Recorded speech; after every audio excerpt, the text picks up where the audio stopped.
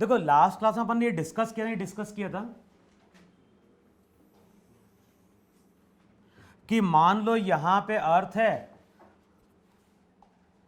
अर्थ का radius R E, अर्थ का radius R E, अर्थ का मास कितना एम ई।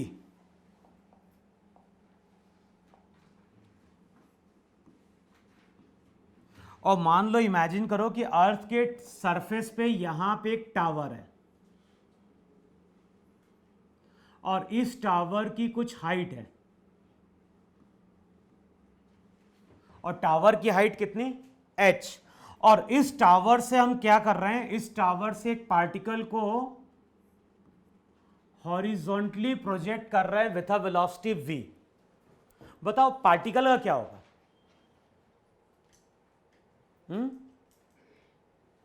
अबे अर्थ के सरफेस पे एक टावर है, टावर से एक पार्टिकल को हम हॉरिजॉन्टली क्या कर रहे हैं, फायर कर रहे हैं, तो बताओ इस पार्टिकल का क्या होगा?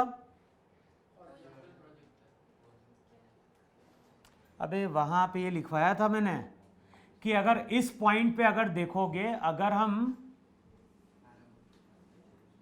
क्या बोल रहे हैं, क्या बोल रहा है? अबे वहां मैंने क्या बोला था, वहां पे यहां पे अगर मैंने एक आर रेडियस का ऑर्बिट ड्रॉ किया तो आर की वैल्यू कितनी हो गई वहां पे? आर की वैल्यू हो गई वहां पे आर ई प्लस एच। तो अगर बिल्डिंग के टॉप से हम किसी पार्टिकल को फायर कर रहे हैं और पहला केस क्या बन रहा है कि v वेलोसिटी किसके बराबर है? v नॉट क्या थी? Orbital velocity. अच्छा, ऑर्बिटल वेलोसिटी का फॉर्मूला कितना था? अंडर रूट, हाँ जी, क्या एम ई बाय क्या आर ई प्लस एच, या फिर क्या लिख दें? देखो है कि नहीं वहां पे? तो अगर हमने बिल्डिंग के टॉप से किसी पार्टिकल को इतनी वेलोसिटी से हॉरिजॉन्टली थ्रो किया तो क्या होगा? हाँ, अबे किसी पार्टिकल को इस तरह से हमने हॉरिजॉन्टली फायर किया तो बताओ ये वेलोसिटी टेंजेंट के अलोंग है कि नहीं है? तो इसका मतलब है कि जो पार्टिकल है, ये पार्टिकल कभी भी अर्थ के सरफेस को स्ट्राइक नहीं करेगा और पार्टिकल का पाथ वहां पे क्या होगा? सर्कल होगा। देखो ऐसा होगा कि नहीं होगा वहां पे? फिर सेकंड केस क्या बनता है? सेकंड केस बनता है कि v की value less than v not है, तो क्या होगा? भाई किसी भी पार्टिकल को अगर हमें अर्थ के चारों ओर मूव कराना है तो वेलोसिटी कैसी देनी पड़ेगी? टेंजेंशियल। और वो टेंजेंशियल वेलोसिटी अगर ऑर्बिटल वेलोसिटी के बराबर हुई तो उस केस में पार्टिकल कंटिन्यूअसली सर्कुलर पाथ पे क्या करेगा? मूव करेगा। अब मैं अगर बोल रहा हूं कि पार्टिकल को हम v वेलोसिटी से फायर कर रहे हैं और ये v वेलोसिटी v नॉट से कम है, तो बताओ क्या होगा? तो जो पाथ रहता है पार्टिकल का, वो ध्यान रखना, पार्टिकल का पाथ इलिप्टिकल होता है।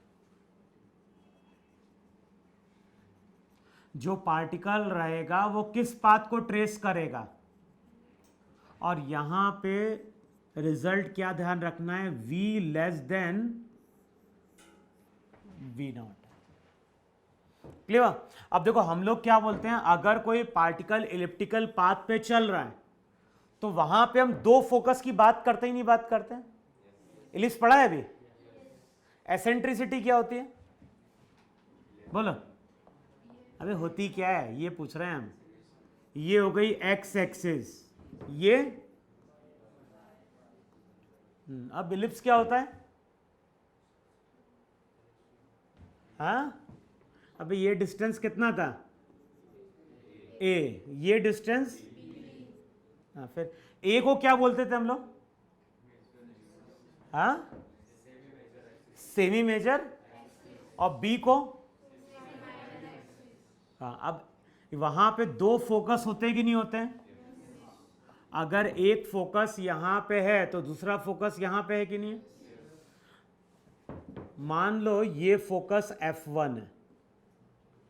फिर हमने क्या बोला, जब इस पार्टिकल को हमने v वेलोसिटी से थ्रो किया और v की वैल्यू क्या है, लेस देन v0, तो उस केस में पार्टिकल इलिप्टिकल पाथ पे मूव करेगा और जो भी अर्थ होगा, अर्थ उसका फोकस होगा। अच्छा, डिस्टेंस कैसा होगा? अबे डिस्टेंस कैसा होगा? लार्ज डिस्टेंस होगा ना। स्मॉल डिस्टेंस से थ्रो करोगे तो पार्टिकल हमेशा किसको हिट करेगा? अबे अर्थ को हिट कर जाएगा वहां पे। तो बताओ यहां पे जब हम हाइट की बात कर रहे हैं तो ये हाइट स्मॉल है क्या? नहीं। तो अब ये बताओ, जो अर्थ रहेगा, अर्थ को हम एक पार्टिकल की तरह ट्रीट करेंगे और अर्थ वहां पे क्या हो गया? फोकस। अब बताओ, जब हम इलिप्स के चारों ओर मूव करते हैं तो ये एक फोकस F1 है, और याद होगा वहां पे यहां से लेके यहां तक का जो डिस्टेंस रहता है वो मैक्सिमम डिस्टेंस होता है। और एक को हम क्या बोलते हैं? एक मैक्सिमम होता है और एक वहां पे क्या होता है? मिनिमम होता है। तो यहां पे ध्यान रखना है, जिस पॉइंट से हमने पार्टिकल को फायर किया है वो हमारा यहां पे मैक्सिमम डिस्टेंस होगा। और बताओ, ये अगर मैक्सिमम होगा तो ये कौन सा होगा? अरे मैक्सिमम और मिनिमम ऑपोजिट होंगे कि नहीं होंगे वहां पे? अच्छा, वहां पे हमने ये भी डिस्कस किया था कि वेलोसिटी हमेशा, जब भी कोई पार्टिकल कर्व पाथ पे चलेगा, वेलोसिटी हमेशा किसके अलोंग? टेंजेंट के अलोंग। तो यहां पे वेलोसिटी कुछ v डैश ऐसी होगी कि नहीं होगी? अभी होगी कि नहीं होगी? अब ये बताओ, ग्रेविटेशनल फोर्स कहां पे? जब इस पार्टिकल को हम थ्रो करेंगे तो gravitational force towards the centre of earth होगा, और जब पार्टिकल यहां पे पहुंचेगा तो ग्रेविटेशनल फोर्स अगेन कहां पे होगा? Towards the centre of earth होगा वहां पे। तो बताओ, इस पॉइंट के अबाउट अगर देखोगे तो टॉर्क क्या हुआ? अबे इस एक्सिस के अबाउट अगर देखोगे तो टॉर्क क्या हुआ? जीरो। टॉर्क अगर जीरो होगा तो इस पॉइंट के अबाउट एंगुलर मोमेंटम क्या हुआ? तो ध्यान रखना, जब इस तरह के क्वेश्चन सॉल्व करेंगे तो वहां पे हम क्या लिखेंगे? mv लीनियर मोमेंटम इनटू क्या लिखोगे? r मैक्स किसके बराबर? m into v dash into क्या होगा? अब बताओ, अननोन कितने हो गए यहां पे? दो अननोन होंगे, एक तो v होगा, दूसरा क्या होगा? या फिर अगर v गिवन होगा तो क्या होगा? अबे v अगर गिवन होगा तो r मैक्स और r मिनिमम भी क्या होगा? अननोन होगा कि नहीं होगा वहां पे? तो क्वेश्चन में डाटा इस तरह से गिवन होगा, जहां पे एक तो हम एंगुलर मोमेंटम की इक्वेशन यूज करेंगे और दूसरी इक्वेशन हम यूज करेंगे इस पॉइंट पे, और इस पॉइंट पे किसकी? एनर्जी कंजर्वेशन की। तो एनर्जी कंजर्वेशन यहां पे क्या लिखोगे बोलो? -g MEM अपॉन क्या हो जाएगा? बताओ, दो पार्टिकल के लिए पोटेंशियल एनर्जी यही थी कि नहीं थी वहां पे? -G m1 m2/r। Kinetic energy कितनी उस पॉइंट पे? ½mv²। और यहां पे जब जाओगे तो ये हो जाएगा -G MEM अपॉन क्या हो गया? R मिनिमम, साथ में काइनेटिक एनर्जी क्या होगी? ½ m। और ध्यान है, इस पे क्वेश्चन फ्रेम होता है। तो जब क्वेश्चन हम सॉल्व करते हैं, ये एडवांस लेवल का क्वेश्चन है, मेंस में नहीं पूछा जाता है, लेकिन जब इस तरह के क्वेश्चन आएगा तो इसका मतलब है कि इस पॉइंट पे और इस पॉइंट पे हम एनर्जी क्या करेंगे? कंजर्व कराएंगे, और दूसरा इस पॉइंट पे और इस पॉइंट पे एंगुलर मोमेंटम क्या करेंगे? कंजर्व कराएंगे। तो वहां पे हमें क्या करना होता है? कई बार पूछता है क्वेश्चन में आर मैक्सिमम कहां होगा और आर मिनिमम कहां पे होगा। अब बताओ, जब कोई पार्टिकल अर्थ से मैक्सिमम डिस्टेंस पे होता है तो उसको हम क्या बोलते हैं? अबे कुछ वर्ड सुना था, एपोजी एंड पेरिगी। हाँ क्या होता है? यस कौन बोल रहा है? हाँ तू बोल रहा है। तू था लास्ट क्लास में? क्या पढ़ाया था लास्ट क्लास में? क्या होती है एस्केप वेलोसिटी?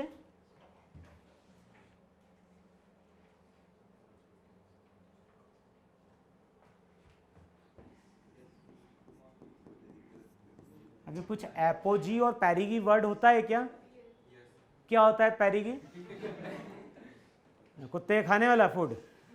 हाँ कुत्ते का खाने वाला एक फूड होता है ना, उसका नाम क्या होता है? हाँ तो वही आधे लोग समझ रहे होंगे, आधे लोगों को तो स्पेलिंग भी नहीं मालूम होगी। ये देखो नए नए आए हैं। क्या था एस्केप वेलोसिटी?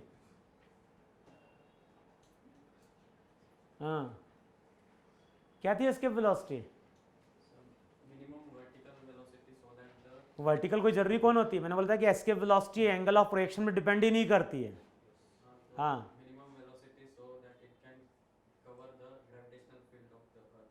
ये रुक क्यों गया भाई?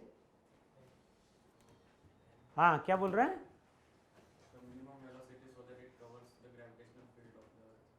सो दैट इट कवर्स,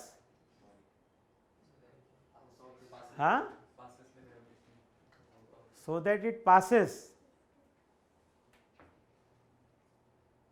और कुछ वर्ड पूछ लो बगल वाले से। क्या था escape velocity? Minimum velocity to, हाँ टू का, हाँ तू भाई बोल।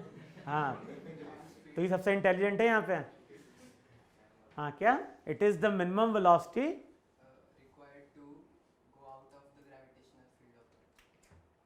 To go out of the, बस मिनिमम का मतलब क्या हुआ?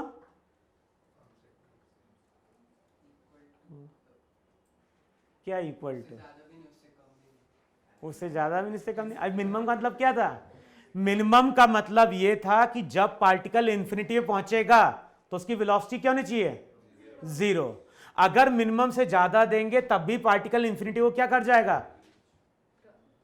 अबे क्रॉस कर जाएगा। यही था नहीं था वहां पे? हाँ बोलो। अगर v less than v not है तो पार्टिकल का पाथ वहां पे इलिप्टिकल होगा कि नहीं होगा? अब ये जहां से हमने पार्टिकल को प्रोजेक्ट किया वो कौन सा डिस्टेंस होगा? वो होगा फर्देस्ट, और उसका ऑपोजिट वाला क्या होगा? क्लोजेस्ट या नियरेस्ट। तो इस पॉइंट को क्या बोलेंगे जो फर्देस्ट है? हाँ बोलो। अगर v less than v not होगा तो जो मैक्सिमम डिस्टेंस होता है इसको एपोजी बोलते ही नहीं बोलते हैं? वो तो मैं बोल रहा हूँ, एक तुम लोग बोल रहे हो। तुमने सुना है वर्ड एपोजी? स्पेलिंग नहीं मालूम होगी। पैरिगी? ग्रेविटेशन नहीं था क्लास 9-10 में तुम लोगों को? हाँ तो क्या बोल रहा है उसको? सुना था। क्या सुना तुमने? एपोजी जो होता है वो फर्देस्ट डिस्टेंस होता है, पैरिगी जो होता है वो क्या होता है? क्लोजेस्ट होता है। अच्छा अगर v की वैल्यू बहुत स्मॉल है as compare to v naught, जिस वेलोसिटी से हमने पार्टिकल को फायर किया है वो वेलोसिटी कैसी है? हॉरिजॉन्टल। लेकिन ये v वेलोसिटी अगर बहुत स्मॉल होगी v नॉट से तो उस केस में पार्टिकल अर्थ को क्या करेगा? हिट करेगा। समझ में? अगर v बहुत स्मॉल होगा as compare to v naught तो पार्टिकल अर्थ को क्या करेगा? हिट करेगा। लेकिन उस समय कोई मतलब नहीं है। जो क्वेश्चन बनता है वो इस पे बनता है कि v अगर v नॉट से स्मॉल है तो जिस पॉइंट से हमने पार्टिकल को थ्रो किया वो हमारा क्या होगा? फर्देस्ट डिस्टेंस होगा, और उसका ऑपोजिट वाला क्या होगा? क्लोजेस्ट या मिनिमम डिस्टेंस होगा वहां पे। अच्छा फोर्थ केस क्या बनता है? अगर v greater than v not है तो क्या होगा? अबे v greater than v not है तब क्या होगा? अगर हम बिल्डिंग के टावर से किसी पार्टिकल को v नॉट वेलोसिटी थ्रो करेंगे तो पार्टिकल किस पाथ पे चलेगा? सर्कुलर। तुम क्या बोल रहे थे? अरे बिल्डिंग के टॉप से अगर किसी पार्टिकल को हम हॉरिजॉन्टली फायर कर रहे हैं और उसको एग्जैक्ट कितनी वेलोसिटी दे रहे हैं, ऑर्बिटल के बराबर, तब तो ये पार्टिकल कंटिन्यूअसली सर्कुलर पाथ पे चलता रहेगा। समझ में आ रहा है? किधर? अरे बिल्डिंग, तुम्हारे घर पे कोई फ्लैट में रहते हो ना? नहीं रहते हो, ग्राउंड पे रहते हो। अरे कुछ तो बिल्डिंग की हाइट है कि नहीं है, तो उसकी छत पे पहुंच जाना और उसको वेलोसिटी कितनी देना है। छत पे हम किसी पत्थर को हॉरिजॉन्टली थ्रो करेंगे, लेकिन कितनी वेलोसिटी देंगे उसको, √g/m/r। r का मतलब आर ई के बराबर होगा कि नहीं होगा, क्योंकि हमारी जो बिल्डिंग रहती है उसकी हाइट क्या होती है, कम होती है, लेकिन ये v वेलोसिटी बहुत स्मॉल होगी क्या? अबे कौन यस बोल रहा है? हाँ? अर्थ का मास कितना होता है, यही तुम बता दो मुझे पहले, कितना होता है अर्थ का मास? अबे अर्थ का रेडियस तो 6400 किलोमीटर है ना, अर्थ का मास कितना? 6 × 10⁻। तो ये जो वेलोसिटी निकल के आएगी, वेलोसिटी स्मॉल होगी क्या? इसको हम हाथ से दे पाएंगे क्या? क्यों नहीं दे पाएंगे? हाँ, क्यों नहीं दे पाएंगे हाथ से इस वेलोसिटी को? मनुष्य सब कुछ कर सकता है। हाँ, वो तो डैम के अंदर चले जाएगा, पानी खोद के ले आएगा, अगर पानी नहीं बना होगा तो उस टाइम पे। अबे उतनी वेलोसिटी प्रोवाइड कर पाओगे क्या? नहीं प्रोवाइड कर पाओगे। लेकिन अगर हम उतनी वेलोसिटी प्रोवाइड कर पाए तो वो पार्टिकल कभी ग्राउंड पे पहुंचेगा क्या? वो हमेशा अर्थ के चारों ओर क्या करेगा, सर्कुलर पाथ पे मूव करेगा। अब मैंने बोला कि यहां पे जो वेलोसिटी हम प्रोवाइड कर रहे हैं वो v0 से क्या है, ज्यादा है, और अगर v0 से ज्यादा है तो ध्यान रखना पार्टिकल फिर से इलिप्टिकल पाथ पे चलेगा और डायग्राम अब कुछ ऐसा बनेगा। क्या बोल रहे थे तुम? तो कम होगा तब भी इलिप्टिकल पे चलेगा। हाँ, तो हमने गलत बोला। अब तुम्हें कैसे मान चले कि हमने सही बोला? तुम्हें कैसे मान चले कि हमने सही बोला? अबे 10 गधे बैठे हैं, उसमें कुछ भी नॉलेज बोल दो, सब गधा बोलेगा सही है सही है सही है। किसी मान चलेगा गलत बोला हमने? अगर मैं बोलूंगा 2 × 5 12 होता है, सब बोलेंगे 2 × 5 12 होता है। क्यों होता ही नहीं था 2 × 5 12 है? डैम का पानी रुक जाएगा, हाँ, पहुंच भी नहीं पाएगा कभी तो जीवन में। क्या होता है 2 × 6 14? नहीं होता।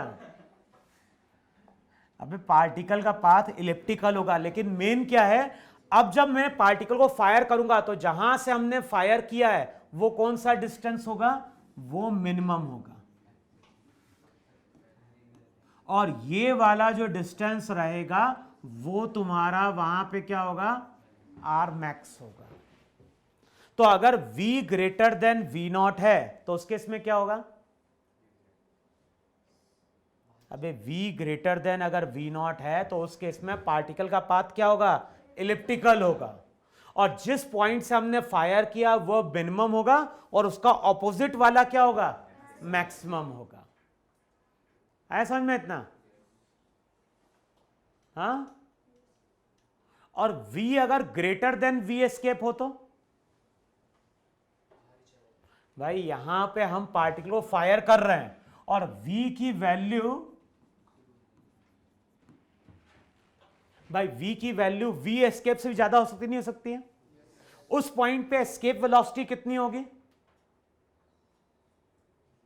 अबे उस पॉइंट पे एस्केप वेलोसिटी कितनी होगी? कितनी? हाँ, स्क्वायर रूट ऑफ 2g/r, या r का मतलब हो गया re + h। तो अगर इस पॉइंट पे वेलोसिटी एस्केप वेलोसिटी ज्यादा होगी तो ध्यान रखना है जो पार्टिकल है, पार्टिकल इस तरह से हाइपरबोलिक पाथ पे मूव करता है। हाइपरबोला क्या होता है? क्या होता है हाइपरबोला? पढ़ा है मैथ्स में भी? हाँ, पैराबोला पढ़ा है? पढ़ा है पैराबोला? क्या होता है पैराबोला?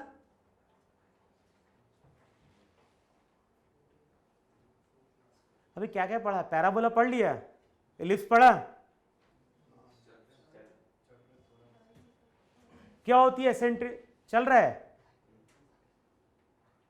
क्योंकि एलिप्स की प्रॉपर्टी कुछ क्वेश्चन में यूज होती है। होती है? क्या यूज होती है प्रॉपर्टी? हाँ, अरे क्योंकि होता क्या है, जब भी देखो, जब भी कोई पार्टिकल अर्थ के चारों ओर चलेगा तो उसका पाथ या तो सर्कुलर होगा या फिर पार्टिकल का पाथ क्या होगा, तो यहां पे इलिप्स का कॉन्सेप्ट आएगा।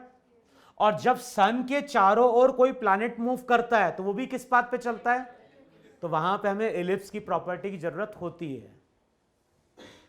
होती है?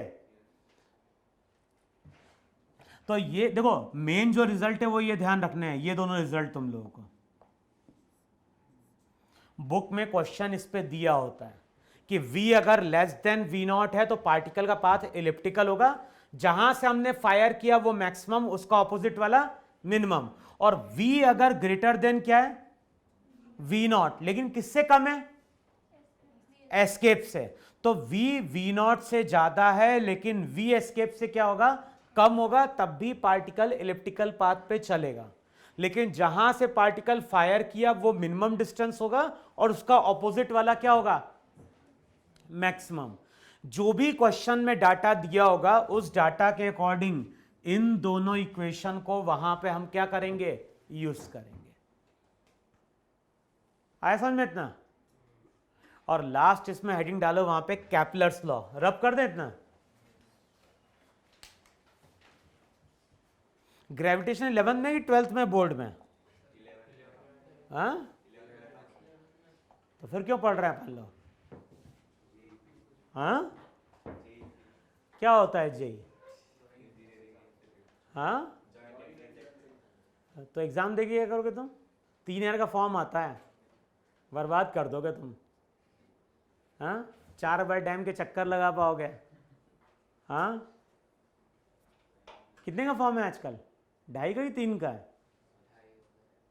वो तो गर्ल्स के लिए होता है शायद। तुम गर्ल्स हो क्या? कितने का है फॉर्म आजकल? 3,000 के आसपास है? हाँ, जेंडर इक्वलिटी तेरी। अबे कितने लोगों ने रेफरेंस बुक कोई परचेस करी है सॉल्व करने के लिए? अबे किसी लोगों, तुम लोगों ने कोई बुक परचेस करी है सॉल्व करने के लिए, कि बस ऐसे ही आते हो बिल्डिंग देख के चले आते हो? कौन सी बुक परचेस करी है? तुम्हें तो पूछ रहे हैं, कुछ नहीं है ना? पढ़ लिख के क्या होगा, कुछ नहीं होगा। तुमने कौन सी परचेस करी बुक? करी है? किस कलर की होती है एससी और मामा, ये बताओ तुम। ब्लू, ग्रीन होती है? तो वॉल्यूम 2 कौन सा होता है? ग्रीन होता है। कितने पेजेस की बुक होती है वो? ग्रेविटेशन किस में, 1 में कि 2 में? और लाइट ऑप्टिक्स किस में, 1 में कि 2 में? 1 में ही है। तो तुमने सॉल्व किए ग्रेविटेशन के क्वेश्चन? क्यों? तो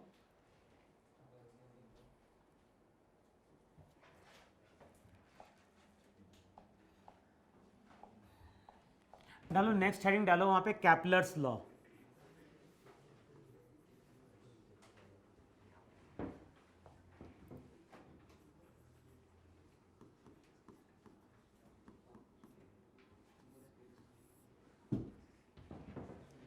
अच्छा, अब जो कैपलर्स था, कैपलर्स के कितने लॉ हैं? 3 है। मालूम है तुम लोगों को क्या? तो फिर तो बेफालतू पढ़ रहे हैं अपन लोग। तुम लोगों को 3 लॉ मालूम है। पहला लॉ क्या था? हाँ बोलो। कैपलर्स का जो पहला लॉ था वो क्या डिफाइन करता है, कि जितने भी प्लैनेट्स हैं वो सभी प्लैनेट किस पाथ पे चलते हैं, इलिप्टिकल पाथ पे चलते हैं with the sun as focus. तो ये कौन सा डिस्टेंस होगा, मिनिमम, और ये तो यहां पे हो गया आर मिनिमम और यहां पे क्या हो गया? तो पहला लॉ यही है कि नहीं, वहां पे जितने भी प्लैनेट्स हैं वो सन के चारों ओर इलिप्टिकल पाथ में चलते हैं और सन वहां पे क्या है? फोकस है। फिर दूसरा लॉ क्या था?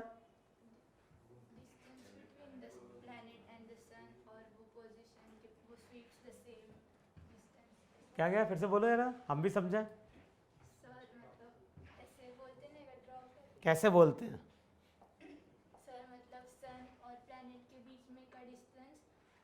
सन और प्लैनेट के बीच का डिस्टेंस। और प्लैनेट अगर दूसरी पोजीशन पे है मतलब उसके और उस बीच में का distance sweeps the same area. हाँ देखो, सेकंड जो लॉ था वो क्या था? सन और प्लैनेट को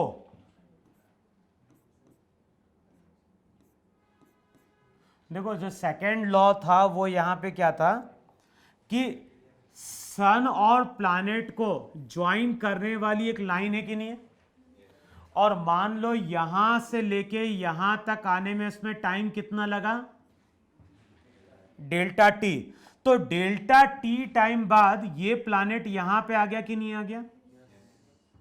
अब सन और प्लैनेट को ज्वाइन करने वाली जो लाइन होगी वो ये होगी कि नहीं होगी वहां पे? तो इनिशियली प्लैनेट यहां पे था, डेल्टा टी टाइम बाद प्लैनेट यहां पहुंचा, तो डेल्टा टी टाइम के अंदर इस प्लैनेट ने यहां पे कुछ एरिया स्वीप किया कि नहीं किया? फिर किसी टाइम पे अगर देखोगे तो प्लैनेट यहां कहीं होगा कि नहीं होगा? फिर से हम किसकी बात कर रहे हैं? फिर से हम बात कर रहे हैं डेल्टा टी टाइम की। तो मान लो डेल्टा टी टाइम में ये प्लैनेट यहां से मूव करके यहां कहीं पहुंच गए। तो अब क्या चीज देख रहे हैं हम? टाइम इंटरवल फिक्स कर रहे हैं। तो हम लोग क्या बोलते हैं? सन और प्लैनेट को ज्वाइन करने वाली जो लाइन रहती है वो इक्वल टाइम इंटरवल में सेम एरिया वहां पे क्या करती है? स्वीप करती है। तो अगर यहां पे एरिया कितना है? यहां पे एरिया अगर डेल्टा ए स्वीप किया तो यहां पे भी एरिया कितना स्वीप किया? Delta A. तो पहला जो पॉइंट था वो क्या था? पहला पॉइंट था वहां पे प्लैनेट जो भी है वो सन के चारों ओर इलिप्टिकल पाथ में चलता है with the sun as focus. दूसरा पॉइंट क्या है? दूसरा पॉइंट है सन और प्लैनेट को ज्वाइन करने वाली ये जो लाइन है, ये लाइन कुछ टाइम बाद यहां से यहां जाएगी। तो डेल्टा टी टाइम में यहां पे लाइन ने जो एरिया स्वीप किया है वही एरिया डेल्टा टी टाइम में इस लाइन ने यहां से यहां में क्या किया है? स्वीप किया है। तो ये जो एरिया है वो दोनों इक्वल है कि नहीं इक्वल?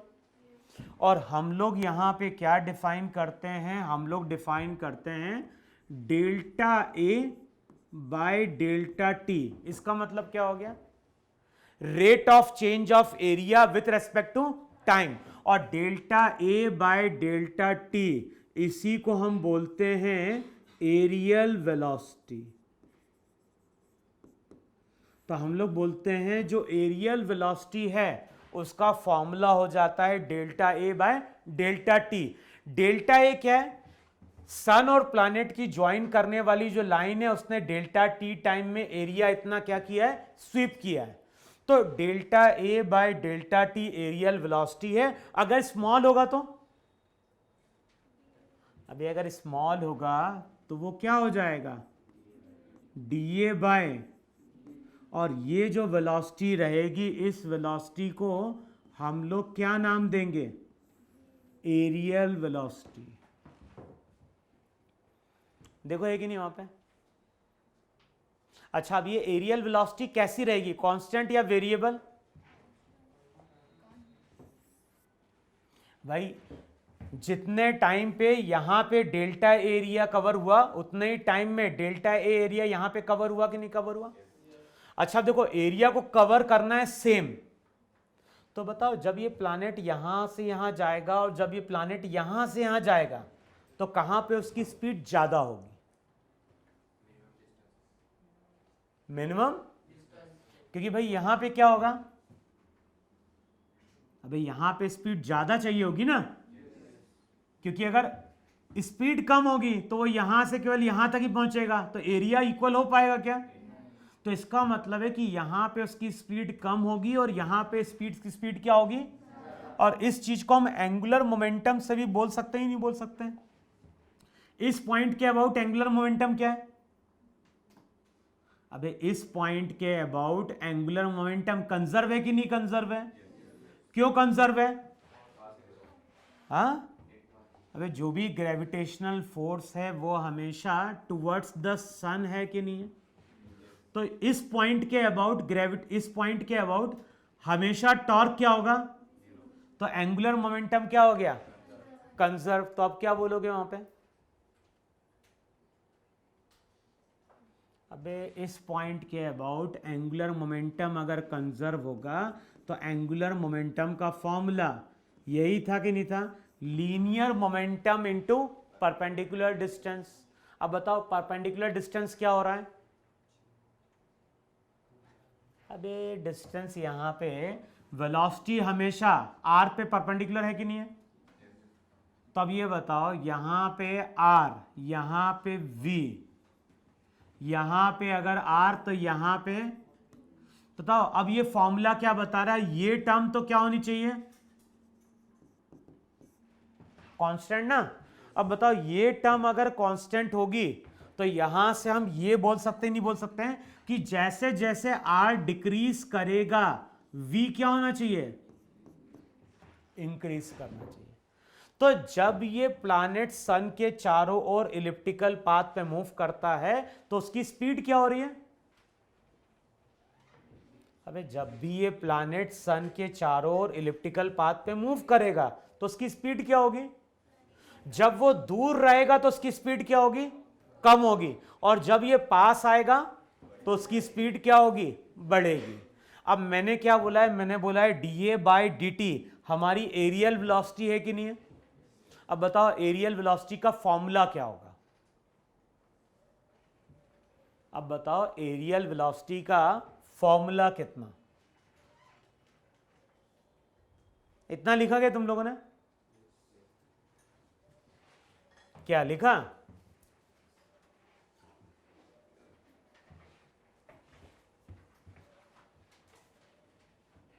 लिखा तुमने? कोई डेफिनेशन नहीं। इंग्लिश आती है तुम्हें? हमें तो नहीं आती।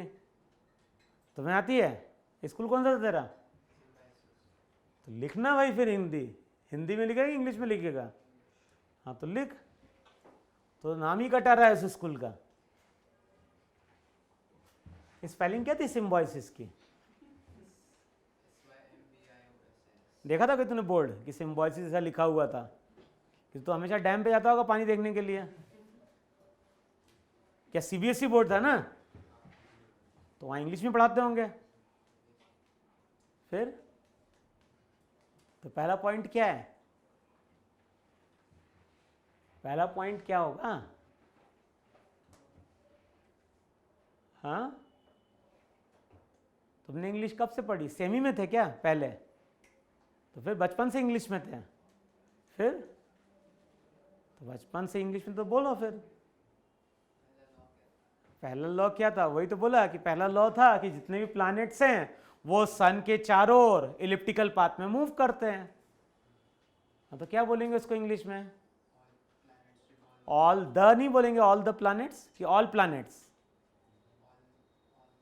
ऑल द प्लैनेट्स या ऑल प्लैनेट्स? कुछ डिफरेंस है दोनों में? हाँ, all the planets, all planets या all the planets? All the planets नहीं बोले। क्यों?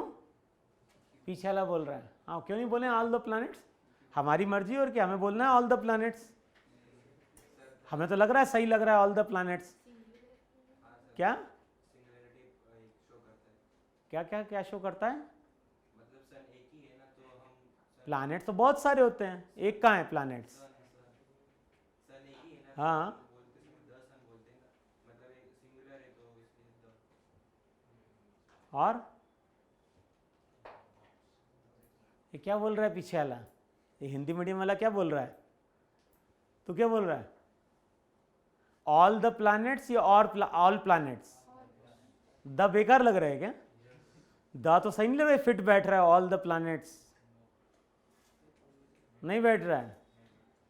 तो लिख लो भाई फिर क्या बोल रहा है। हाँ, क्या लिखेंगे वहां पे? क्या बोलेंगे? ऑल द प्लैनेट्स कि ऑल प्लैनेट्स? हाँ, इंग्लिश कैसे चलती है? अपने अकॉर्डिंग ना, कि अपने को जो सही लग रहा है वो फिट कर लें अपन लोग। ग्रामर पढ़ी है तुम लोगों ने? ग्रामर? हाँ,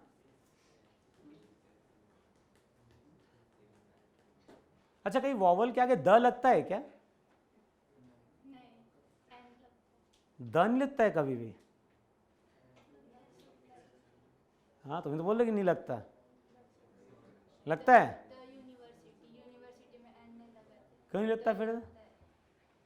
क्योंकि बताया क्योंकि क्यों लगता है क्या? कौन बोल रहा है नहीं? तुम्हारा तो स्कूल ही बेकार था फिर। उससे तो हम लोग का स्कूल था 25 साल पुराना ना, 25-30 साल पुराना स्कूल हमारा। मतलब वॉवल के आगे एन लगता है या द लगता है? कभी द लगता है? लगता है।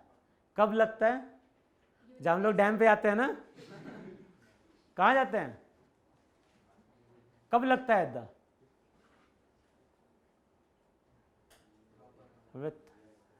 प्रॉपर नाउन क्या होता है? प्रॉपर नाउन हमें तो आज तक जीवन में नाउन ही नहीं समझ में आया क्या होता है। तो प्रॉपर नाउन समझ, नाउन क्या होता है, प्रॉपर क्या होता है? प्रॉपर नाउन बता तू मेरा मुझे। क्या क्या क्या प्रॉपर नाउन को क्या बोले हम लोग?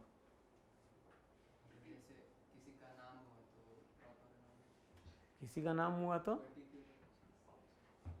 हाँ, फिश क्या होती है और फिशेस क्या होती है? हाँ, कूद जा तो बिल्कुल। जैसे एक बॉल, 2 बॉल, 5 बॉल, तो बॉल्स यूज करते हैं ना हम लोग। तो फिश का क्या होता है? फिश ही होता है, फिशेस नहीं होता है। पक्का? तेरा कौन सा स्कूल था बे? टीचर के मराठी थी सब? तो फिर तेरा तो वीक था, बचपन से ही सबका वीक होता है इंग्लिश। तुम्हारा कौन सा स्कूल था? हाँ, स्वामी विवेकानंद। वो तो हिंदी मीडियम था अपना ना, अपन लोग सेम स्कूल था अपन लोग का। तो तुम्हारा? बस, जय भगवान। तुम्हारा स्वामीनारायण? वो तो नाम का था ना, सेंट थॉमस। हाँ, क्या होता है? फिश का फिशेस होता है क्या? ये देख रहा है आराम से। हाँ बोल भाई, तू फिश का फिशेस होता है क्या? हाँ होता है। तू तो आज पकड़ा गया है इस बैच में, है ना? नहीं तो वहीं से वहीं भाग लेता था। तूने कहा कहाँ आज भागेंगे।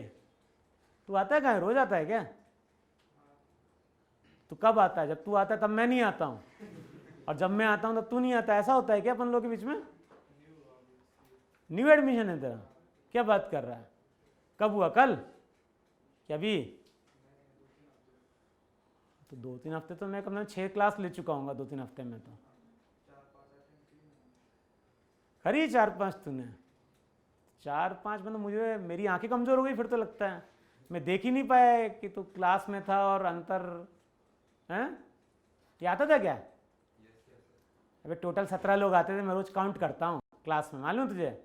अभी कितने आज काउंटिंग कर ले रहा? 5, 3, 8, 3, 11, 12 तो यहीं पे आ गए। हाँ, तो क्यों ज़्यादा है? सब घूमते हुए आ गए, कौन बाहर जाए, चलो यहीं बैठ जाते हैं। क्यों? तू आता था? तेरे से पूछ रहे हैं, ये आता था क्या? हाँ, तू तो बोलेगा सब आते थे ना। तो 17 थे अभी, के 22-23 हो गए सडनली, रोज आते थे सब लोग। हाँ, फिश का फिशेस होता है क्या? मैंने पूछा फिशेस होता है क्या कुछ? बस फिश होता है कि फिशेस नहीं होता? क्यों? 1 बॉल, 5 बॉल, बॉल्स यूज करते हैं, तो फिशेस यूज नहीं करेंगे हम लोग? हाँ, क्यों?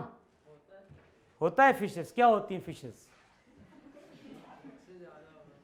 नहीं, प्रवशी बेकार निकला ना, क्यों?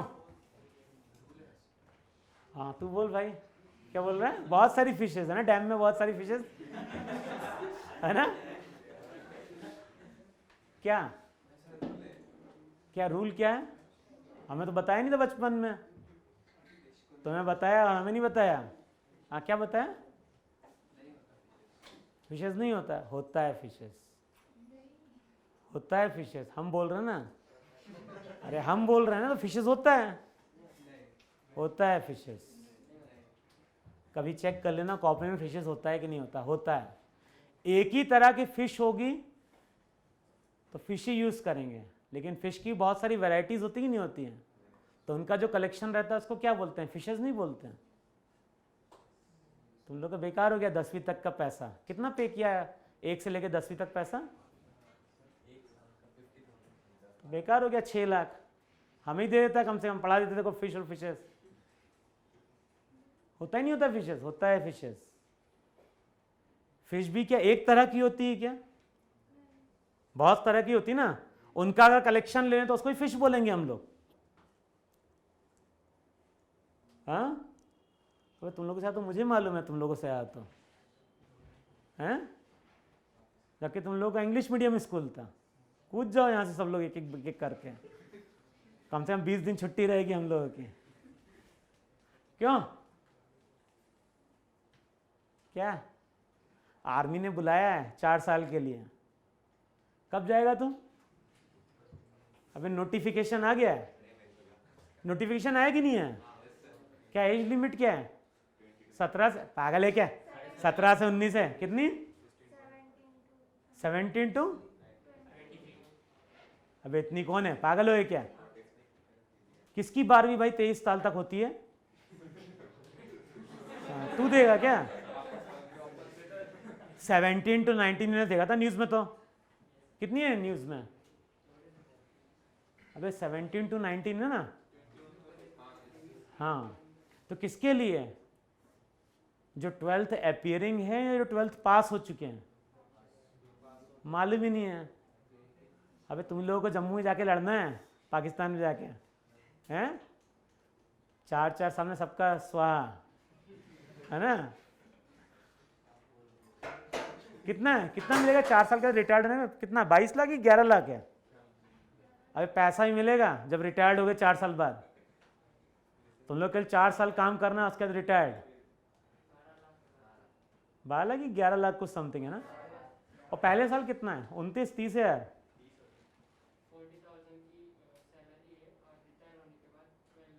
12 लाख के आसपास फंड। तो और क्या चाहिए 4 साल में 12 लाख, है ना। क्यों? ग्रेजुएशन दे रहा है, पागल हो क्या? बाकी कंट्रीज में तो मिलिट्री जो है कंपलसरी होती है, अपने यहाँ तो आबादी इतनी है। इजराइल में चला, इजराइल में कंपलसरी है मिलिट्री। फिर वैसे ही बैठ के क्या कर रहे हो? डैम का पानी देख रहे हो, वड़ा पाव खा रहे हो। कम से कम तुम लोग गोली खाओगे तो हम लोग सुकून से तो रहेंगे, कि हम लोग को कोई दिक्कत नहीं रहेगी। क्या लड़कियां हैं कि नहीं एलिजिबल उसमें? क्या सबके लिए ना? वो तो वे सबके लिए कि नहीं है? गर्ल्स और बॉयज दोनों के लिए ना। तो अप्लाई कर दे तू। हाँ एक गोली और क्या है? क्या क्या डर जाते हो तुम लोग? अबे कभी तुम लोग कभी गए नहीं हो बिल्कुल।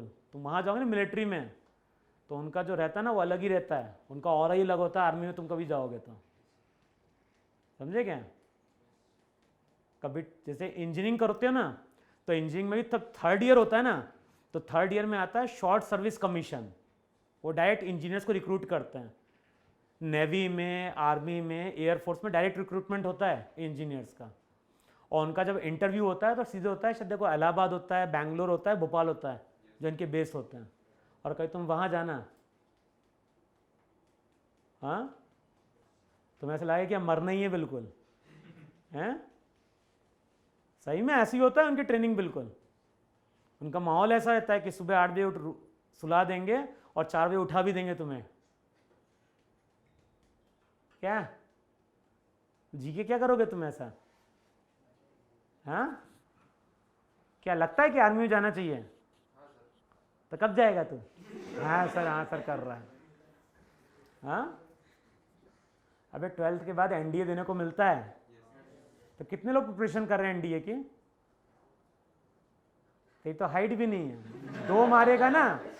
वो देखा अफगान लोगों की कितनी हेल्थ रहती है जो टेररिस्ट रहते हैं, हैं? 1 मारेगा तो गड्ढे के अंदर नीचे से रहा है। हाँ, उसके लिए हाइट भी चाहिए, हेल्थ भी चाहिए। तुम लोग नहीं भर रहे हो एनडीए का फॉर्म? क्यों?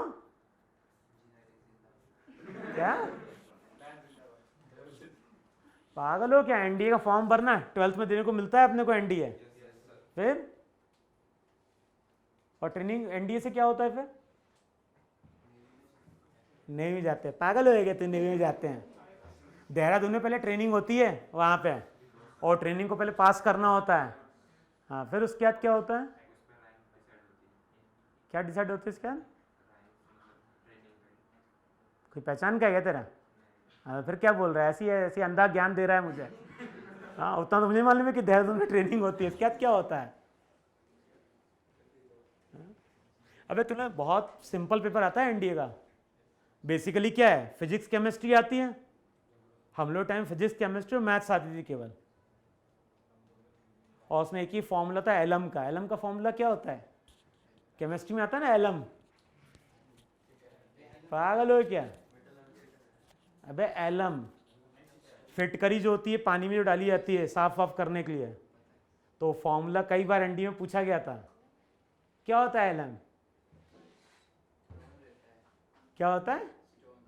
स्टोन रहता है जो खा लेते हैं अपन लोग, है ना, डैम पे जाके। अबे उसका फॉर्मूला होता है। एनडीए में कई बार वो फॉर्मूला पूछा गया था एलम में हमारे टाइम पे। तुमने पढ़ा ही नहीं एलम क्या होता है? हाँ, क्या होता है? गधे हो तुम लोग। क्या होता है एलम? अभी पानी में नहीं, वो तो मुझे मालूम है, फिटकरी होती है उसको हिंदी में बोलते हैं। उसका फॉर्मूला होता है केमिकल कंपाउंड का। हाँ, तो फॉर्मूला पूछा गया था एनडीए में। कब? 1990 पूछा गया था, जब तू पैदा भी नहीं हुआ था। हाँ, क्या? अबे एनडीए देने से हमने गलती से 10th में दे दिया था, बाद में मालूम चला कि 12th में दिया जाता है एनडीए। क्या? अबे कितने लोग दोगे? गोली नहीं खाओगे क्या तुम लोग देश के लिए? हैं? कि सब लोग डैम में जाके बैठेंगे आराम से? हाँ, अबे देना कम से कम एनडीए। जो अपॉर्चुनिटी मिलती है तो देनी चाहिए एग्जाम, है ना। घर वाले भी खुश होंगे, गोली खा के आया, चलो अच्छा हुआ, पैसा बर्बाद कर रहा था यार। हाँ, क्या? अबे कभी आर्मी कैंप में जाओगे ना, हम लोग तो गए हैं, तुम लोग जाओगे ना तो वहाँ का अलग ही माहौल रहता है, मालूम है? तुम्हें क्या लगता है ऐसे ही कोई गोली खा सकता है क्या? ऐसे कोई लड़ने के लिए जा सकता है क्या? हाँ, नहीं जा सकता लड़ने के लिए। तो फिर वहाँ पे क्या होता है कि लोग चले जाते हैं लड़ने के लिए? क्या? अबे होता है वहाँ पे, अपने माइंड को इस तरह समझाया जाता है ना कि लगता है कि फिर देश ही सबसे ऊपर है, फिर और कुछ नहीं बचता, ना डैम का पानी, है ना, और ना फालतू चीजें। क्या? अब देखो वहां पे हमने क्या बोला था, ये सन और ये यहां पे क्या था, प्लैनेट, है कि नहीं। अब किसी टाइम पे अगर प्लैनेट यहां कहीं है तो बताओ ये इसका रेडियस पोजीशन वेक्टर आर होगा कि नहीं होगा? अच्छा, इसकी वेलोसिटी कैसी होगी? जब भी कोई पार्टिकल कर्व पाथ पे चलता है तो वेलोसिटी किसके अलोंग होती है? टेंजेंट के अलोंग। तो इस तरह से वेलोसिटी होगी कि नहीं होगी?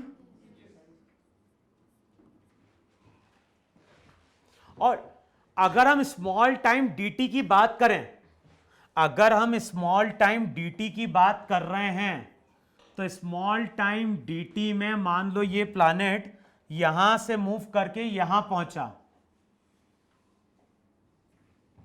तो अब क्या होगा भाई? इसने कुछ एरिया स्वीप किया कि नहीं स्वीप किया? तो इसने जो एरिया स्वीप किया वो यही एरिया स्वीप किया कि नहीं स्वीप किया? कितने टाइम में? तो अब हम बोलेंगे कि जो एरियल वेलोसिटी है वो डीए बाई डी है कि नहीं है? कैलकुलेट करो जरा डीए की वैल्यू क्या होगी और डी तो टाइम इंटरवल है। तो इस टाइम इंटरवल में ये जो एरिया बना ये एरिया कितना होगा? देखो डायग्राम अगर ड्रॉ करोगे तो डायग्राम कुछ ऐसा है कि नहीं है? ऐसी लाइन थी कि नहीं थी ज्वाइन करी जो आर थी? अच्छा स्मॉल टाइम की बात करेंगे तो ये पाथ कर्व हो पाएगा क्या स्मॉल टाइम के लिए? कैसा होगा स्मॉल टाइम के लिए? स्ट्रेट होगा। तो ऐसा होगा कि नहीं होगा स्मॉल टाइम के लिए?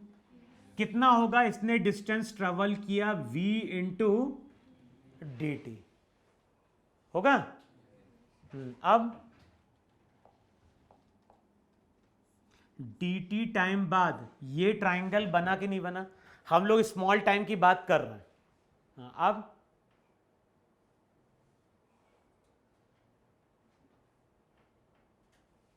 ये बताओ मुझे, अगर किसी टाइम पे पार्टिकल यहां कहीं है, अगर r इसका पोजीशन वेक्टर है, v वेलोसिटी वेक्टर है, तो बताओ एंगुलर मोमेंटम क्या होगा? एंगुलर मोमेंटम कब मिलता है? एंगुलर देखो जब भी हम एंगुलर मोमेंटम की बात करते हैं फॉर्मूला वहां पे mvr साइन थीटा था कि नहीं था? एंगुलर मोमेंटम को हमने लिखा था r क्रॉस p, तो वो हो जाएगा वहां पे mvr साइन थीटा। अबे होगा ही नहीं होगा वहां पे? अब ये बताओ मुझे, यहां पे इस डायग्राम में अगर देखोगे तो ये r पोजीशन वेक्टर है कि नहीं? ये v वेलोसिटी वेक्टर, तो इन दोनों के बीच में एंगल कितना? थीटा। अब यानी यहां पे डायग्राम में ये थीटा हो गया कि नहीं हो गया यहां पे? अभी जब दो वेक्टर के टेल टू टेल मिलते हैं तो उस टाइम पे जो स्मॉलर एंगल होता है वो तुम्हारा थीटा होता है कि नहीं होता है? तो जो एंगुलर मोमेंटम होगा अभी यहां पे पार्टिकल का, वो mvr साइन थीटा होगा कि नहीं होगा वहां पे? अब बताओ इस ट्राइंगल का एरिया कैसे कैलकुलेट करें? बोलो।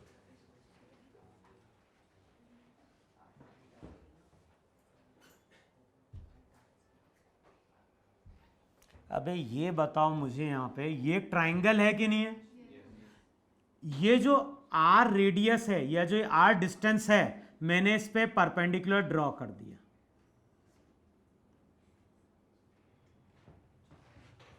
तो अब क्या करोगे वहां पे?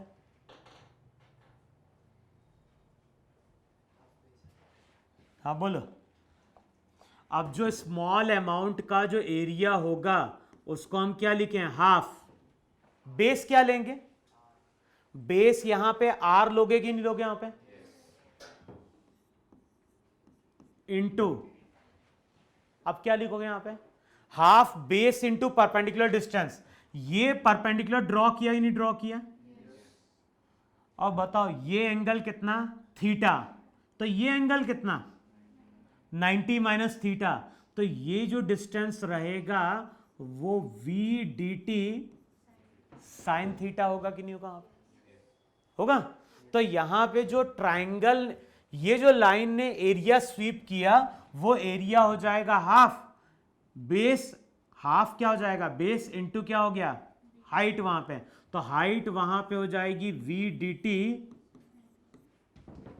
होगा ही नहीं हुआ? dt को इधर लेके जाओ, तो dt को इधर लेके जाओगे तो dA बाई dt कितना हो जाएगा? dA बाई dt हो जाएगा r v sine theta by 2,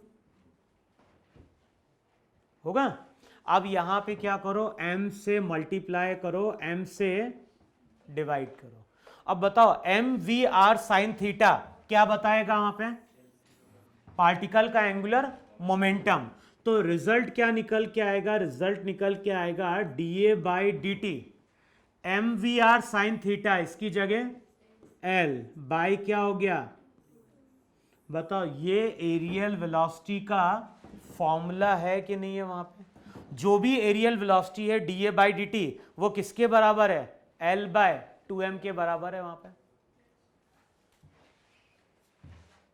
भाई जो भी एरियल वेलोसिटी है वो आ गई कितनी, एल बाय 2m। अब एल क्या है, एंगुलर मोमेंटम। बताओ इस एक्सिस के अबाउट एंगुलर मोमेंटम हमेशा क्या रहेगा, कंजर्व, क्योंकि ग्रेविटेशनल फोर्स हमेशा कहां लग रहा है, टूवर्ड्स द। तो सन के अबाउट अगर देखोगे तो एंगुलर मोमेंटम कांस्टेंट, मास भी क्या है, अबे प्लैनेट का मास भी क्या है, कांस्टेंट। तो हम ये बोल सकते हैं ये पूरी टर्म वहां पे कांस्टेंट है कि नहीं है। तो सेकेंड लॉ क्या बोलता है, सेकेंड लॉ बोलता है जो भी एरियल वेलोसिटी है वो हमेशा क्या रहेगी, कांस्टेंट रहेगी, और उसका फॉर्मूला क्या होता है, एल बाय 2m वहां पे। अच्छा इलिप्स का एरिया कितना होता है, इलिप्स पढ़ लिया ना तुम लोगों ने, अबे स्टार्टिंग तो पढ़ी होगी ना। तो एरिया क्या होता है इलिप्स का, अभी पहली क्लास हुई क्या, अभी आगे आएगा क्या इलिप्स का।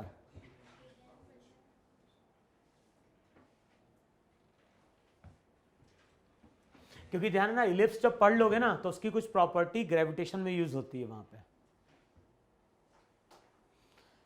तो ये फॉर्मूला याद रखना है कि जो भी एरियल वेलोसिटी है, एरियल वेलोसिटी का मतलब क्या हो गया, rate of change of area, और जो भी एरियल वेलोसिटी होगी वो होगी एल अपॉन 2m वहां पे। और जो लास्ट पॉइंट आता है, रब करें इसको,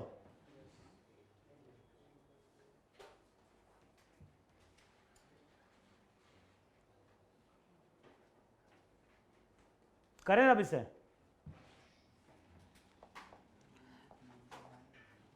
अब देखो वहां पे जो हमने डायग्राम ड्रॉ किया था वहां पे जो भी प्लैनेट था वो सन के चारों ओर क्या कर रहा था, यहां पे सन था, ये डिस्टेंस मिनिमम, ये डिस्टेंस मैक्सिमम, और जो भी प्लैनेट है वो सन के चारों ओर इलिप्टिकल पाथ पे क्या कर रहा था, मूव कर रहा था। जो तीसरा पॉइंट था, तीसरा पॉइंट वहां पे क्या बोलता है, अगर कोई प्लैनेट सन के चारों ओर सर्कुलर पाथ पे मूव कर रहा है तो उसको 1 कंप्लीट रिवोल्यूशन में कुछ टाइम लगेगा, और जो भी टी स्क्वायर रहता है टाइम पीरियड का स्क्वायर वो directly proportional to R cube होता है। यही तुम्हारा थर्ड लॉ है वहां पे, कि अगर कोई प्लैनेट सन के चारों ओर इलिप्टिकल पाथ पे चल रहा है तो जो भी स्क्वायर ऑफ टाइम पीरियड है वो डायरेक्टली प्रोपोर्शनल टू क्या है, आर क्यूब है। अब आर क्या है, हाँ हाँ बोलो क्या बोल रहे हो, हाँ और कोई बोलो, तुमने पढ़ा था क्या जो बोल रहे हो ये फॉर्मूला, तो क्या पढ़ा था वहां पे, आर जो है वो क्या होता है, आर होता है वहां पे सेमी मेजर एक्सिस। अच्छा सेमी मेजर एक्सिस ये थी कि नहीं थी, वहां पे एलिप्स था, ये वहां पे एक्स एक्सिस, ये यहां पे वाई एक्सिस, और ये जो डिस्टेंस था यही हमारा सेमी मेजर एक्सिस ए था कि नहीं था, और यहां पे क्या था, सेमी माइनर। तो जो आर है, आर वहां पे सेमी मेजर एक्सिस है, और आर की वैल्यू क्या होती है, आर की वैल्यू होती है R max plus R minimum by 2।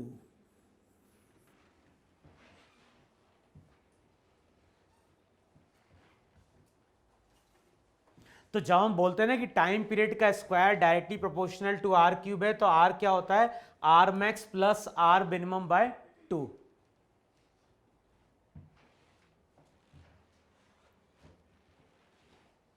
पढ़ लिया, पर कैपलर्स लॉ से कोई क्वेश्चन बनता नहीं है ना, बनता है क्या, कब बनता है, अभी तक आया ही नहीं आईआईटी में क्वेश्चन कोई ऐसा, रब करें इतना। जो भी आता है वो आता है एस्केप वेलोसिटी और पोटेंशियल एनर्जी को लेके। अब जो लास्ट टॉपिक आता है वहां पे वो हेडिंग डालो वहां पे जी। और जी को हम लोग क्या डिफाइन करते थे? जी को हम लोग डिफाइन करते थे एक्सेलरेशन ड्यू टू ग्रेविटी।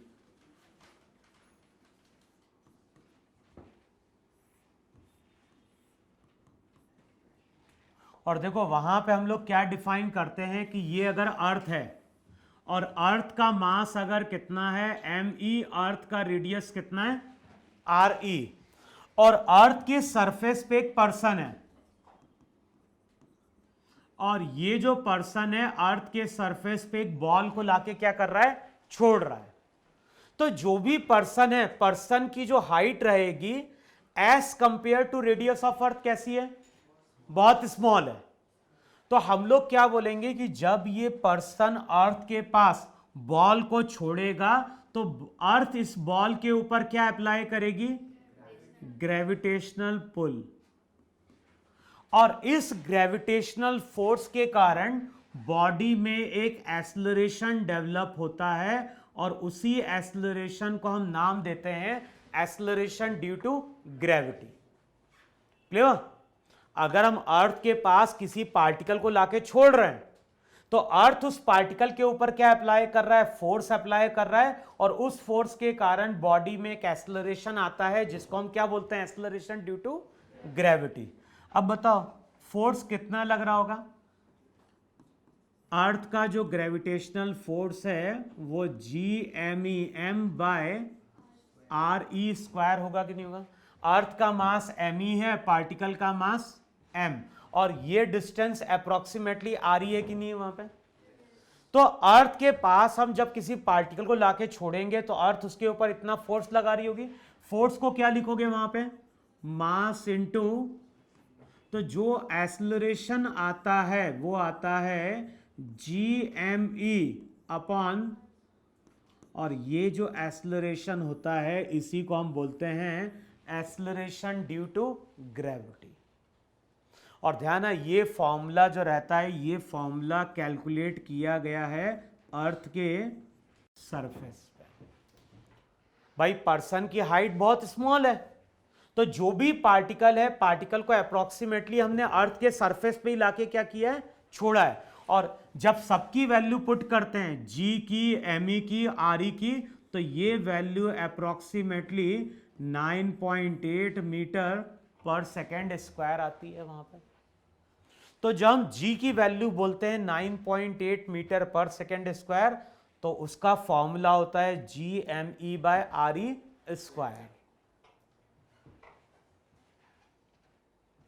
लिखा वहां पे?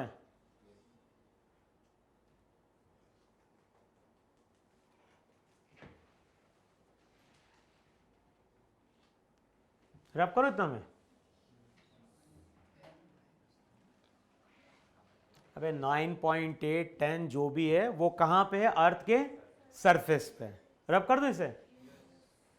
अब देखो जो भी एक्सेलरेशन है वो ग्रेविटेशनल फोर्स के कारण डेवलप हुआ कि नहीं डेवलप हुआ है? और जो भी ग्रेविटेशनल फोर्स है वो किस पे डिपेंड करता है? डिस्टेंस पे। तो नेक्स्ट यहां पे डायग्राम आता है कि ये अर्थ का रेडियस RE, अर्थ का मास ME, और अब हम क्या कर रहे हैं? पार्टिकल को लाके छोड़ रहे हैं और पार्टिकल को हम कितनी हाइट से लाके छोड़ रहे हैं? h हाइट से लाके छोड़ रहे हैं। अब हो सकता है ये हाइट स्मॉल हो सकता है ये हाइट स्मॉल ना हो। हाइट को हम किससे कंपेयर करेंगे? अर्थ के रेडियस से। अब बताओ किसी पार्टिकल को अगर हम h हाइट से रिलीज करेंगे तो अब इसके ऊपर यहां पे कुछ ग्रेविटेशनल फोर्स बनेगा कि नहीं बनेगा?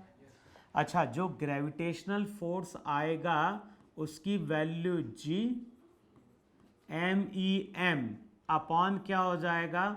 RE + H का होल स्क्वायर होगा कि नहीं होगा? तो जब ये पार्टिकल बहुत ज्यादा हाइट पे जाएगा तो बताओ फोर्स वेरी करेगा कि नहीं वेरी करेगा? भाई जैसा फोर्स अर्थ के सरफेस पे लगा वैसा ही फोर्स h हाइट पे लगेगा क्या? अगर हाइट ज्यादा होगी तो फोर्स क्या होगा? कम हो जाएगा। अब इस फोर्स के कारण भी जैसे ही हम पार्टिकल को छोड़ेंगे तो पार्टिकल में क्या होगा? एक एक्सेलरेशन डेवलप होगा, इसको हम क्या बोलेंगे? जी डैश। तो इस फोर्स को लिखो वहां पे m इंटू ए, जो a आएगा उसकी वैल्यू हो जाएगी GME upon RE plus h का। ये एक्सेलरेशन डेवलप हुआ है अर्थ के ग्रेविटेशनल पुल के कारण, तो इसको हम जी डैश बोलते हैं। तो जो भी जी डैश होता है, जी डैश की वैल्यू कितनी आ गई? GME upon RE plus h का होल स्क्वायर। देखो ये जी डैश है कि नहीं वहां पे। और दूसरा फॉर्मूला हमें क्या मालूम है? दूसरा फॉर्मूला मालूम है कि अगर कोई पार्टिकल अर्थ के सरफेस पे ही ड्रॉप किया जाता है तो एक्सेलरेशन कितना था? GME अपॉन, तो ये g की वैल्यू कहां पे है? ये g की वैल्यू है, ये g की वैल्यू सरफेस पे है और ये g की वैल्यू क्या है? कुछ हाइट पे है। अब दोनों को डिवाइड कर दो जरा। इस इक्वेशन को और इस इक्वेशन को डिवाइड करोगे तो रिलेशन क्या मिलेगा? रिलेशन मिलेगा जी डैश बाय जी। किसके बराबर आएगा जी डैश बाय जी? GME क्या होगा? कैंसल आउट होगा। तो रिजल्ट याद रखना है RE square upon RE plus h का होल स्क्वायर। देखो चेक करो ये बन रहा है कि नहीं बन रहा है।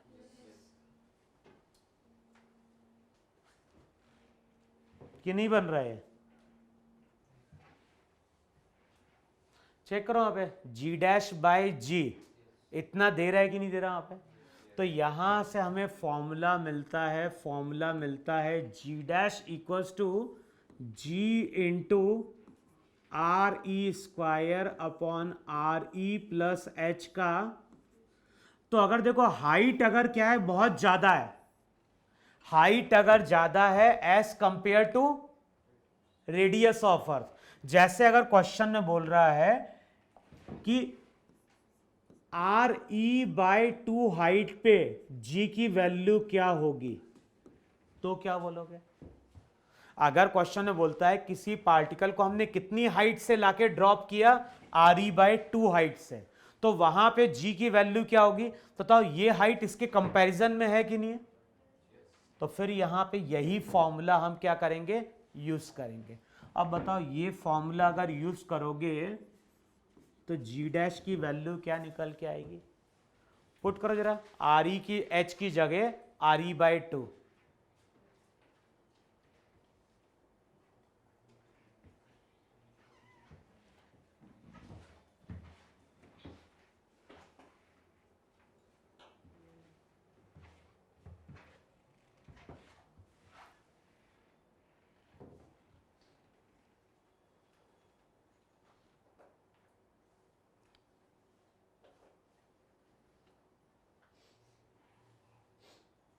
कितना? 4G/9।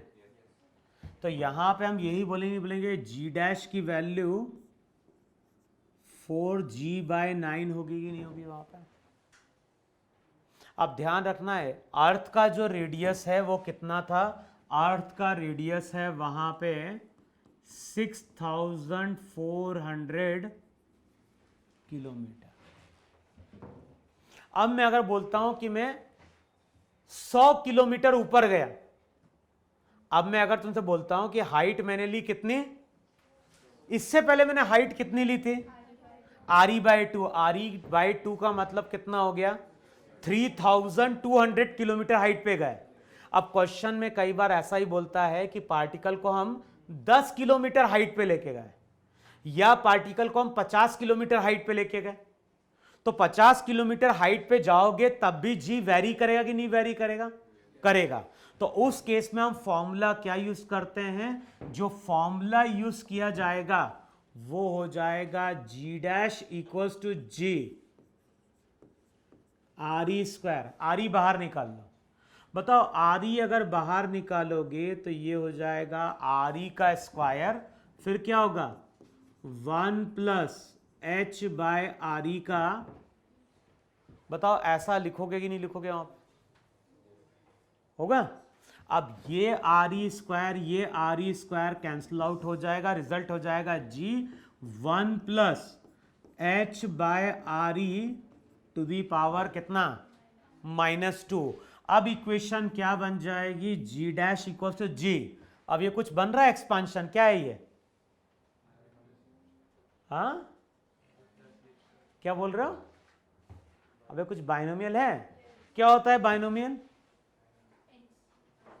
अबे बाइनोमियल एक्सपांशन यूज करोगे तो रिलेशन आ जाएगा 1 माइनस 2h बाय आर ई।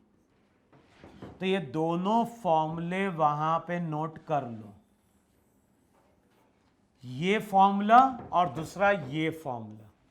ये फॉर्मूला क्या बताता है, ये फॉर्मूला बताता है जी का वेरिएशन किसके साथ, हाइट के साथ। लेकिन ये कब यूज होगा,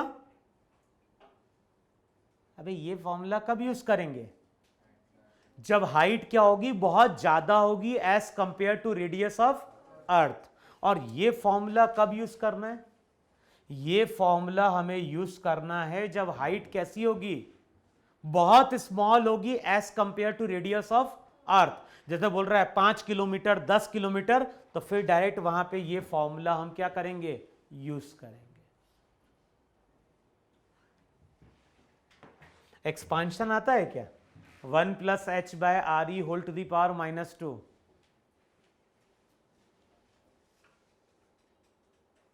तुम लोग बोल रहे थे बाइनोमियल बाइनोमियल, क्या होता है एक्सपांशन, ये तो मैंने पहली टर्म लिखी ना कि 1 माइनस 2h बाय आर ई, उसके बाद अगली टर्म क्या होती है,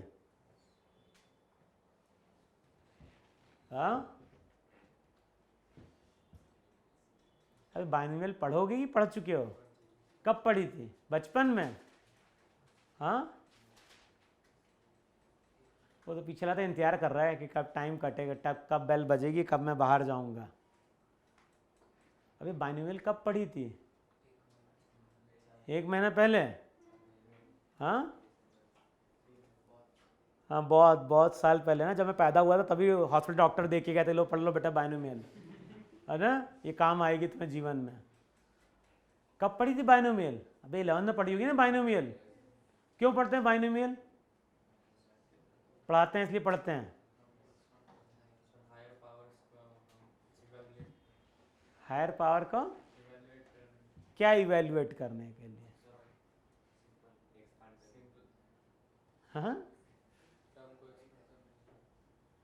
तो क्या होगा यहाँ पे, पहली टर्म लिखी ना मैंने 1 माइनस 2h बाय आर ई, इसके बाद कोई टर्म आएगी कि यहीं पे एक्सपांशन खत्म हो जाएगा, क्या आएगा,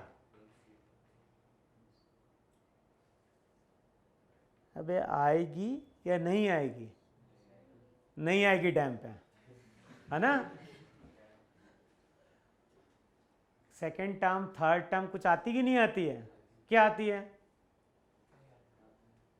हाँ नहीं आती ना याद हम, हाँ बढ़िया, तो पढ़ाई पे ध्यान दे। अबे कुछ टर्म फॉर्मूला कुछ बनता है क्या, तुम लोग क्या बायो के छात्र हो फिर, कि आर्ट्स के कि कॉमर्स के, कौन से हो तुम, कॉमर्स के, पीछे वाले से पूछ रहे हैं, तो आर्ट्स के, कौन से, 2 तरह की आर्ट्स होती हैं, हाँ आर्ट्स भी 2 तरह की होती है ना, एक कुकिंग वाला किस में आता है, हाँ वो भी आर्ट्स में आता ना, कुकिंग वाला भी, क्या, अरे 11th के बाद पूछ रहे हैं, 11th के बाद कहाँ आता होटल मैनेजमेंट, हाँ बायो या तो मैथ्स आर्ट्स होम साइंस है ना, तुम लोग की तो होम साइंस होगी सबकी, है ना, आर्ट्स नहीं, आर्ट्स तो तब भी टफ सब्जेक्ट होता है, तुम लोग समझ नहीं पाओगे कलर क्या होते हैं, कैनवास क्या होता है ना। होम साइंस सबकी है ना। हाँ, वड़ा पाव कैसे बनता है, कैसे बनता है, सबकी होम साइंस है ना। हाँ, आज घर जाके सीखेंगे समोसा बनाना ना। अब ये कुछ एक्सपांशन पढ़ा है या नहीं पढ़ा है, वहां पे कुछ आता है h/re का होल स्क्वायर, कुछ अगली टर्म। हाँ यस सर, मैं बोल रहा हूं तो मान ले। मेरे को कौन आती है मैथ्स इतनी की बताऊंगा कि मैं थर्ड टर्म क्या आएगी, फोर्थ टर्म क्या आएगी। हाँ क्या क्या क्या बोल रहा है। हाँ n का मतलब क्या, हाँ 2, हाँ फिर इंटू n-1, हाँ फिर क्या होता है फैक्टोरियल पे। हाँ फिर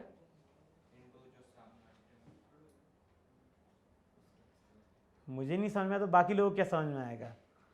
समझ में आया उसने क्या बोला, समझ में क्या बोला उसने, ये मुंडी ला रहा है, क्या समझ में आया तेरे को, क्या बोला, मुझे नहीं समझ में आया फॉर्मूला। हाँ अबे जब आगे टर्म में जाओगे तो h/re का स्क्वायर क्यूब के फॉर्म में आता है, और h हमारा स्मॉल होगा तो h/re टर्म वहां पे क्या होगी, उसका जब स्क्वायर करोगे तो क्या होगा, और छोटी हो जाएगी। तो हायर पावर की टर्म को वहां पे क्या कर देते हैं, नेग्लेक्ट कर देते हैं। तो ये ध्यान रखना है कि हाइट कैसी है, अगर हाइट अर्थ के रेडियस के कंपैरिजन में होगी तो ये फॉर्मूला जी का वेरिएशन देगा, और हाइट अगर स्मॉल होगी तो ये फॉर्मूला जी का वहां पे क्या दे रहा होगा, वेरिएशन दे रहा होगा। तो ये भी क्वेश्चन आता है इस तरह से कि जी किस तरह से वेरी कर रहा है वहां पे, तो ये फॉर्मूले वहां पे यूज होते हैं। तो एक तो ये जी का वेरिएशन किसके साथ है, हाइट के साथ है, और दूसरा वहां पे जी का वेरिएशन आता है किसके साथ, डेप्थ के साथ। तो अगर मैं बोल रहा हूं कि अर्थ का मास me, अर्थ का रेडियस कितना, और अर्थ में हमने एक टनल क्रिएट कर ली, यहां पे हमने एक टनल क्रिएट करी, और पार्टिकल कितने डिस्टेंस पे, पार्टिकल है एट अ डिस्टेंस y पे। तो हमने क्या किया, अर्थ है, अर्थ के अंदर हमने एक टनल क्रिएट करी, और टनल के अंदर हम क्या कर रहे हैं, y डिस्टेंस पे आ रहे हैं, और y डिस्टेंस पे हम एक पार्टिकल को लाके छोड़ रहे हैं। तो अब क्या होगा भाई, अगर हम y डिस्टेंस पे लाके एक पार्टिकल को छोड़ेंगे तो इसके ऊपर ग्रेविटेशनल फोर्स बनेगा कि नहीं बनेगा, बनेगा। वो एक बोल रहा है नहीं बनेगा। हाँ क्यों नहीं बनेगा, कौन बोल रहा है नहीं बनेगा, अरे बनेगा कि नहीं बनेगा, कितना फोर्स बनेगा, उतना ही फोर्स बनेगा क्या जो सरफेस बना था, तो कितना बनेगा। हाँ तुम बोल रहे हो क्या, हाँ बोलो क्या बोल रहा, अबे कुछ ये पढ़ा था, आई क्या था, आई फॉर इंक, तो फिर आई फॉर क्या था, इंटेंसिटी, कितनी थी इंटेंसिटी, GME अपॉन RE3। बताओ ये इंटेंसिटी थी, इनटू वहां पे क्या था, y। ये इंटेंसिटी का फॉर्मूला है कि नहीं, इंटेंसिटी का मतलब था 1 kg मास पे लगने वाला फोर्स। तो अगर हमने m मास को लाके प्लेस किया है तो वहां पे ग्रेविटेशनल फोर्स m इंटू आई होगा कि नहीं होगा। तो अब ग्रेविटेशनल फोर्स कितना बन गया, वो बन गया GME m upon RE3 into y. बताओ यही ग्रेविटेशनल फोर्स इस पार्टिकल में बना कि नहीं बना। अब इस फोर्स के कारण पार्टिकल के पास क्या होगा, एक एक्सेलरेशन आएगा जिसको हम एक्सेलरेशन ड्यू टू ग्रेविटी बोलेंगे। तो इस फोर्स को वहां पे क्या लिखो, मास इनटू एक्सेलरेशन, m से m कैंसल आउट होगा और एक ही वैल्यू कितनी आएगी, GME into Y upon RE³ बताओ ये G डैश है कि नहीं है। अब जो क्वेश्चन आता है, क्वेश्चन में वेरिएशन डेप्थ के साथ पूछता है, तो वहां पे क्वेश्चन में डेप्थ दी होती है फ्रॉम द अर्थ सरफेस। जो न्यूमेरिकल फॉर्म होता है वहां पे डेप्थ दी होती है फ्रॉम द अर्थ सरफेस। बताओ डी की जगह हम क्या पुट कर सकते हैं, डी का मतलब क्या हो गया, आर माइनस, अबे होगा ही नहीं होगा वहां पे, तो अब क्या करें वहां पे, अबे y है कि नहीं है, तो y को हम रिप्लेस कर सकते हैं, किससे रिप्लेस कर सकते हैं, r माइनस डी से, आर ई माइनस डी से। तो पुट करोगे यहां पे तो g डैश की वैल्यू कितनी हो जाएगी, GME अपॉन RE³ और y की जगह कितना,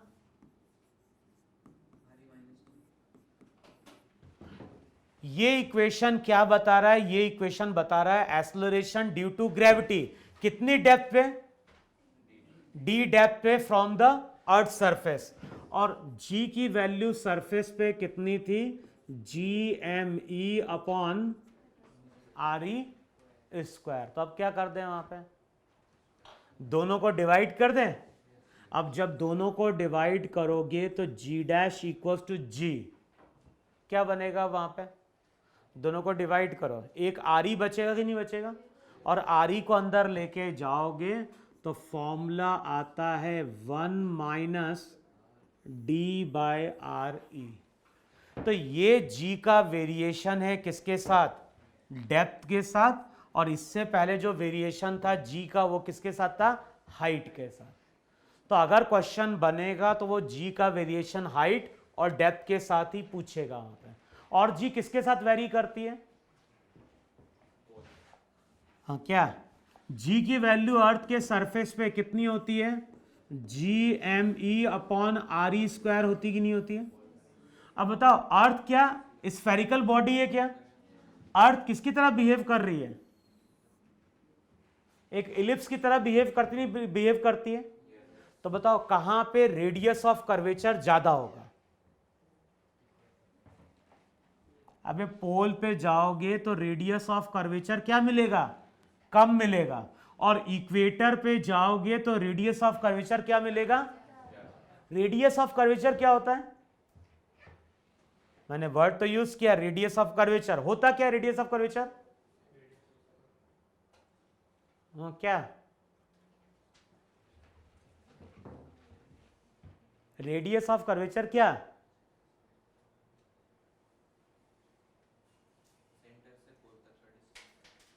हाँ सर्कुलर मोशन पढ़ा था, तो वहां कहीं लास्ट टॉपिक था रेडियस ऑफ कर्वेचर। हाँ तो क्या यस कर रहा हो, क्या था रेडियस ऑफ कर्वेचर, अगर ये कर्व बना हुआ है और अगर मैं बोल रहा हूं कि यहां पे कोई पॉइंट है A, यहां पे कोई पॉइंट है B, इस पॉइंट पे radius of curvature find out करना है, तो हम क्या करते थे, हाँ हाँ संडे को सब लोग आएंगे भाई, तैयार होके बिल्कुल।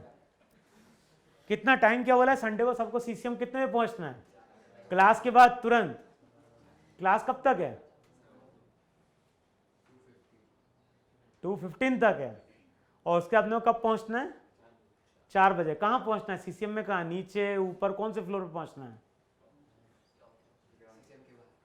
सीसीएम के बाहर तो बहुत सारे गेट हैं, पीछे वाला गेट, आगे वाला गेट, 20-30 लोग होंगे वहां पे, हाँ मेन गेट पे, कहाँ, कौन सा मेन गेट, एंट्रेंस पे, ठीक है, सब लोग पहुंचना है भाई। फिर क्या करेंगे वहां पहुंच के, ट्रैवलर बुलाएगा और सबको डैम का पानी दिखा, सबको दिखाएगा तू, हम लोग क्या देख के करेंगे डैम का पानी, हाँ और क्या, हमारी तो इच्छा है ही, हाँ इच्छा ही तो सबसे बड़ी चीज होती है, पढ़ाई नहीं कर लेता तू, अब बोलो रेडियस ऑफ कर्वेचर का मतलब क्या होता है? जिस जगह हमें radius of curvature find out करना होता है वहां पे हम एक स्मॉल एलिमेंट लेते थे कि नहीं लेते थे? और ये जो स्मॉल एलिमेंट रहेगा इसको हम अगले स्टेप में एक सर्कल का पार्ट मानते थे। जो इस जगह सर्कल का रेडियस होगा वही उस पॉइंट का रेडियस ऑफ कर्वेचर होगा कि नहीं होगा?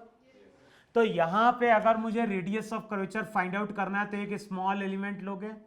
अब ये इस तरह से सर्कल का पार्ट होगा कि नहीं होगा? तो किस जगह रेडियस ऑफ कर्वेचर ज्यादा होता है? जहां पे कर्व फ्लैट होगा वहां पे रेडियस ऑफ कर्वेचर क्या होगा? तो पोल पे रेडियस ऑफ कर्वेचर क्या होगा? कम। और आर अगर कम होगा तो जी की वैल्यू वहां पे क्या होगी? तो इसलिए हम बोलते हैं कि जी की वैल्यू अर्थ के सरफेस पे थ्रू आउट सेम रहती है क्या? नहीं, पोल पे क्या होगी? ज्यादा होगी और इक्वेटर पे कम। तो जी का वेरिएशन अर्थ के शेप के साथ भी वेरी करता है कि नहीं वेरी करता है? ऐसे ही जी का वेरिएशन अर्थ के रोटेशन पे भी डिपेंड करता है। करता है? हाँ, तो अगली क्लास में देख के आना हो कि कैसे डिपेंड करता है। लेकिन मेन जो क्वेश्चन फॉर्म होता है वो ध्यान रखना है, एस्केप वेलोसिटी, ऑर्बिटल वेलोसिटी और एनर्जी कंजर्वेशन के न्यूमेरिकल पे। तो अगर प्रैक्टिस कर रहे हो क्वेश्चन की तो एनर्जी कंजर्वेशन के न्यूमेरिकल की प्रैक्टिस करनी है। तो अगले टर्न पे एक तो ग्रेविटेशन के डाउट लेके आना।